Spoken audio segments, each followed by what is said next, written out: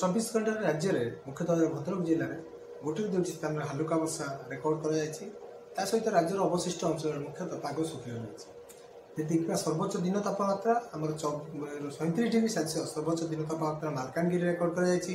पारालाखेमुंडी में 36 degree Celsius record कर केतक स्थान में तापमात्रा 35 डिग्री कि अधिक रेकर्ड कर भुवनेश्वर देखा 34.7 डिग्री दिन तापमात्रा रेकर्ड कर रात्रि तापमात्रा भुवनेश्वर में 23 डिग्री सेल्सियस रेकर्ड कर राज्य में आम देखा अनेक स्थान में बर्तमान दिन तापमात्रा स्वाभाविक स्थित रही बेले आमर रात्रि तापमात्रा स्वाभाविक अधिक रेकर्ड कर आगामी जो रोचे 2 दिन में दिन तापमात्रा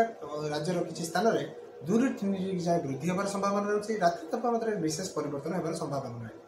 आमर डे 3 एवं जोटा कि रोचे मुख्यतः भाव डे 4 ये जो अर्थात आप